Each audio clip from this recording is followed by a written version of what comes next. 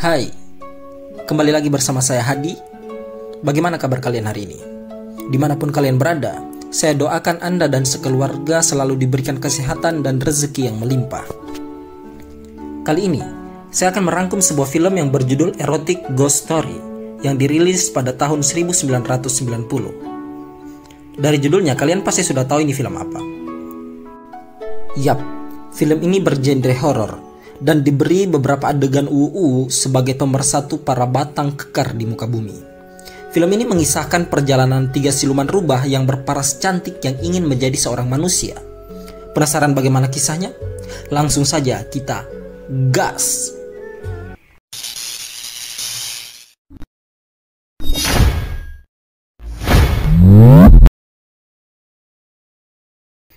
Kisah akan berfokus pada 3 orang wanita yang tinggal di sebuah desa kecil.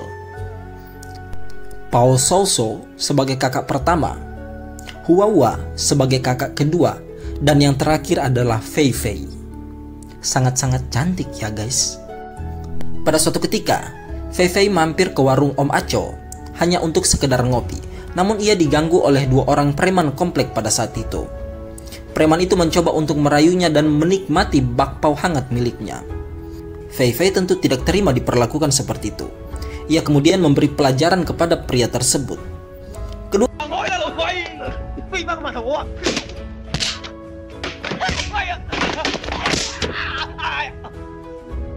Preman itu melaporkan kepada temannya sekaligus pemimpin mereka bahwa mereka telah dihajar oleh seorang wanita. Mendengar hal itu, mereka tidak terima dan memutuskan untuk mencari Fei Fei dan memberinya pelajaran. Dalam perjalanan, mereka malah bertemu kepada kakak Fei, yaitu Pao.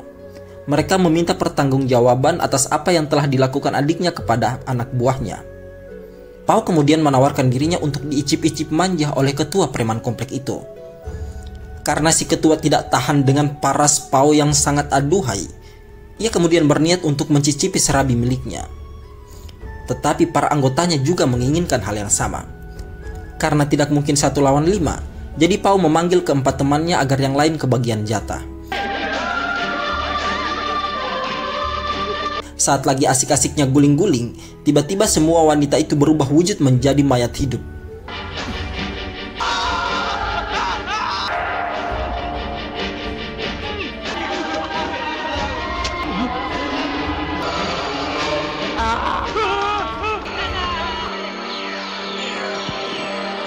Para preman itu ketakutan, akhirnya mereka semua berlari. Setelah selesai menghajar para preman tadi, kakak tertua dari ketiga bersaudara itu yang bernama Pao mendatangi sebuah kuil yang dikunjungi oleh kamu wanita. Ia kemudian bertanya kepada salah seorang pedagang yang berada di kuil itu, mengapa kuil ini hanya dikunjungi oleh para wanita?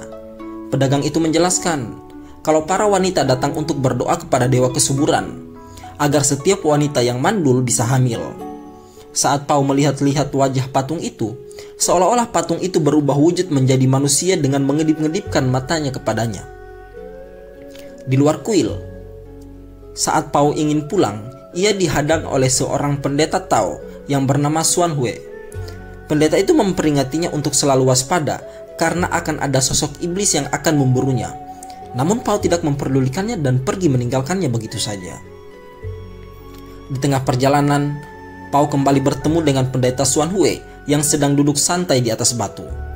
Pendeta itu tahu jika Pao sebenarnya adalah siluman rubah betina yang berwujud manusia. Ia kemudian kembali memperingatkan Pao, karena dalam waktu dekat ini, ia akan mendapat masalah dari iblis yang menjelma sebagai patung dewa kesuburan. Lagi-lagi Pao tidak percaya begitu saja, dan malah menyerang pendeta itu.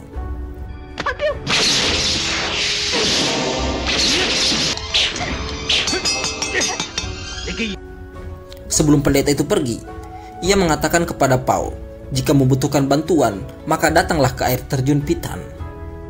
Sesampainya di rumah, Pao memberitahukan kepada adiknya untuk selalu waspada, karena akan ada iblis yang akan mengganggu transformasi mereka menjadi manusia. Karena ini sudah memasuki bulan terakhir perjalanan mereka untuk menjadi manusia seutuhnya. Tak lama kemudian terlihat seorang tetangga rempong yang datang ke rumah mereka.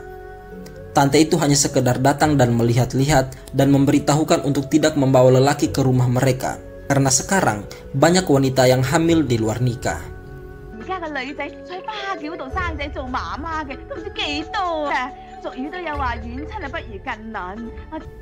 Setelah Tante Rempong itu pergi, Pao kembali menjelaskan kepada adiknya agar bisa menahan nafsu birahi mereka.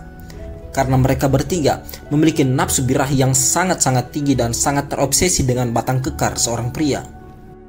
Suatu hari, Pao terlihat sedang jalan-jalan di tengah hutan dan menjumpai seorang pria yang dikejar-kejar oleh 3 orang pria yang ingin menghajarnya. Pao yang melihat hal itu kemudian menolong pria itu. Karena kekuatan yang dimiliki Pao sangat kuat, ketiga pria itu tak mampu menghadapinya dan lebih memilih untuk kabur.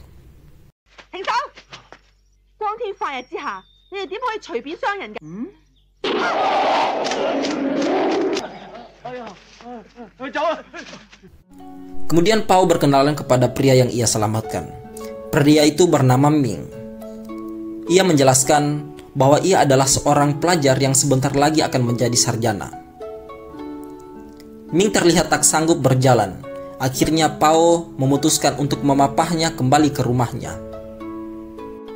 Sesampainya di rumah, Pao melihat rumah Ming yang sangat berantakan. Ia kemudian menyuruh Ming untuk mandi, sementara Pao membereskan rumah Ming dengan kekuatan kanuragan yang ia miliki.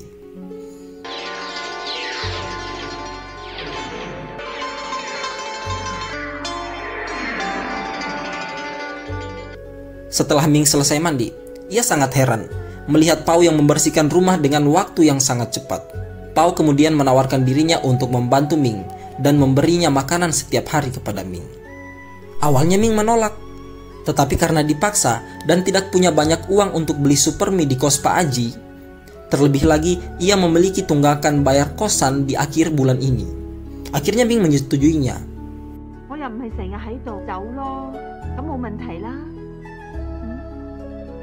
Fei Fei yang curiga dengan aktivitas kakaknya yang selalu keluar rumah, akhirnya ia membuntutinya dan melihatnya masuk ke dalam kos-kosan Ming.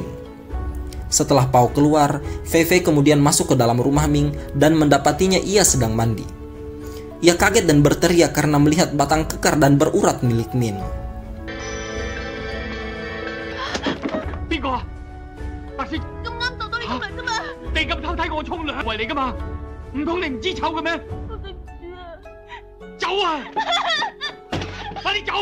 Sesampainya di rumah, Huawa sebagai kakak keduanya yang melihat adiknya menangis, ia bertanya apa yang telah terjadi. Fei kemudian menceritakan kalau ia habis dimarahi oleh Ming dan mengusirnya dari rumahnya. Huawa yang tidak terima dan marah kemudian berniat untuk membunuh Ming. Sesampainya di rumah Ming, mereka terlibat perkelahian yang tidak begitu sengit.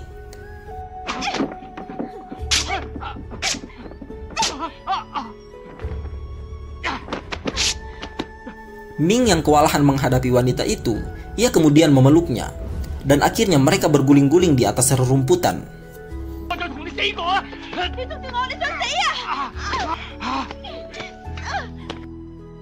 Bukannya melawan, Huawah malah keasikan dan sangat-sangat menikmatinya. Alhasil, terjadilah adegan pelestarian keturunan manusia. Singkat cerita, Huawah yang sudah sampai ke rumah kembali ditanya oleh Fei. "Kak, apa yang sudah Kak lakukan kepada Ming?" Kemudian Huawah menjawab, "Saya tidak membunuhnya, tetapi saya telah membuat Ming cukup menderita."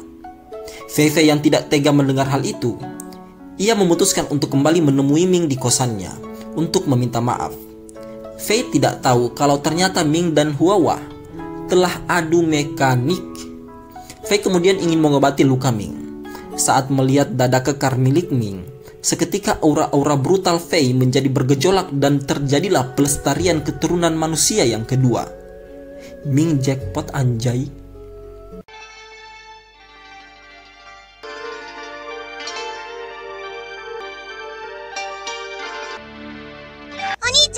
Setelah adegan menanam umbi-umbian selesai, Fei kemudian pulang ke rumahnya.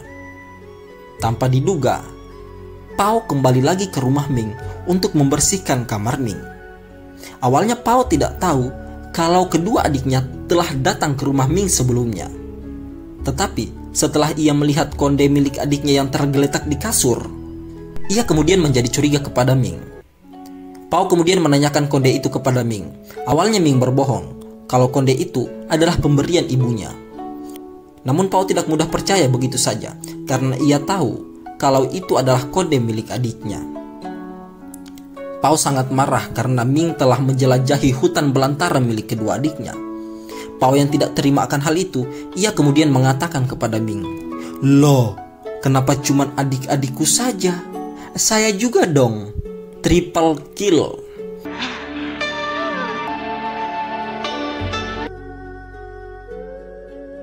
Setelah bercocok tanam dengan Ming, ketiga bersaudara itu kemudian mengobrol saat makan siang.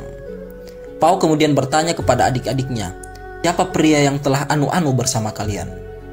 Mereka kaget, karena pria yang anu-anu dengan mereka adalah orang yang sama, yaitu Ming.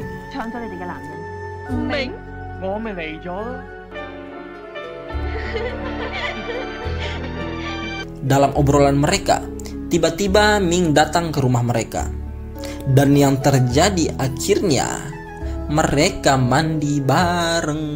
Sangat-sangat mengasihkan sekali, guys. Mereka berempat tak sadar kalau ternyata tetangga mereka yang bernama Wang telah mengintip dari atas. Wang yang tak tahan melihat mereka akhirnya memutuskan untuk menghampiri istrinya untuk anu-anu dengannya. Tetapi baru juga masuk, sudah keluar. Maksudnya masuk ke rumah, baru ada yang ketinggalan di luar, jadi dia keluar lagi begitu. Jadi baru masuk keluar lagi, itu maksudnya. Lanjut, Pao yang tidak ingin misi mereka gagal untuk menjadi manusia, akhirnya ia menyuruh Ming agar tidak lagi menemui mereka dan fokus saja kepada tujuannya untuk menjadi seorang sarjana. Ya, agar mamanya bangga. Setelah beberapa hari tidak dapat asupan dari apem embem hangat milik wanita, Ming terlihat tua. Yang ternyata Ming ini adalah sosok iblis kesuburan. Ming kemudian membuat kupu-kupu dengan sihirnya untuk mencari mangsa baru. Saat itu, ada seorang wanita yang lagi asik-asiknya mencuci di sungai. Kemudian dihampiri oleh kupu-kupu yang dibuat oleh Ming. Alhasil, wanita itu terhipnotis dan datang ke rumah Ming. Dan dengan sukarela, wanita itu memberikan apem embem hangat kepada Ming.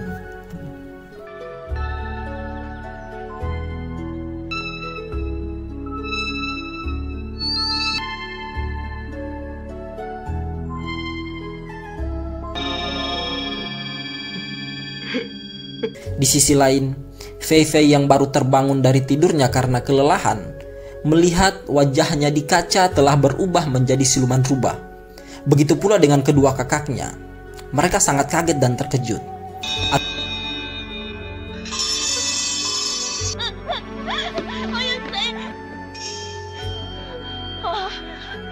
Akhirnya, mereka memutuskan untuk menemui Ming karena mereka curiga kepadanya kalau ia adalah sosok iblis itu. Dan benar saja, Ming memang sosok iblis itu.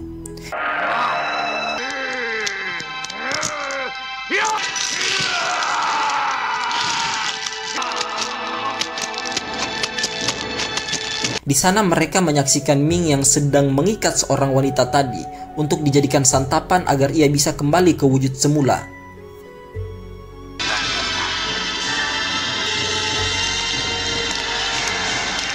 Melihat hal itu, mereka kemudian mengatur siasat untuk mengalahkan Ming dan menghubungi pendeta di air terjun. Setelah beberapa lama bernegosiasi, akhirnya pendeta itu mau menyetujuinya. Setelah mengatur siasat, mereka bertiga berniat untuk memberi pelajaran kepada Ming dengan cara menyantetnya.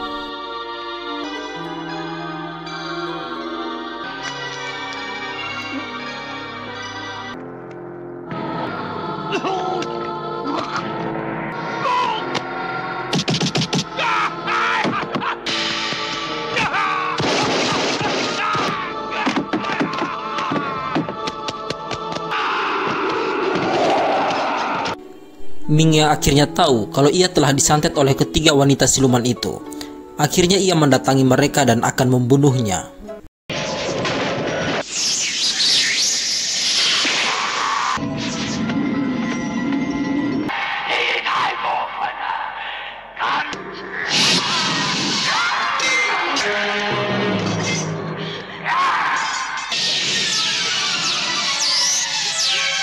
si pendeta akhirnya datang dan melawan Ming yang telah menjadi iblis kesuburan.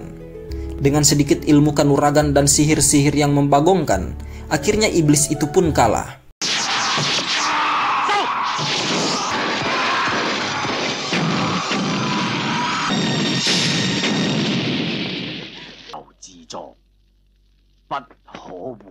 Dan ketiga siluman bersaudara itu telah terbebas dan menjadi sosok manusia asli, dan memutuskan untuk melanjutkan cita-citanya memperbanyak keturunan. Tamat. Filmnya cukup menarik dan saya sangat terhibur. Alurnya sederhana dan mudah untuk saya pahami. Ya, walaupun ini film lawas tahun 90-an, tapi sangat bagus menurut saya pribadi. Saya merasa sangat terhibur dengan film ini. Oke, mungkin begitu saja alur cerita film yang dapat saya sampaikan kali ini. Semoga kalian bisa memahaminya berdasarkan apa yang telah saya sampaikan tadi. Ya, walaupun saya hanya mengulang ceritanya sebenarnya. Ya, intinya semoga kalian terhibur dan sehat selalu buat kalian. Jaga kesehatan karena kesehatan itu mahal, bro. Oke teman-teman, jangan lupa subscribe, like, dan tinggalkan komentar di kolom komentar kalau ada masukan atau apapun itu. Saya Hadi, pamit undur diri, sampai jumpa di video-video saya selanjutnya. Assalamualaikum warahmatullahi wabarakatuh. Bye-bye.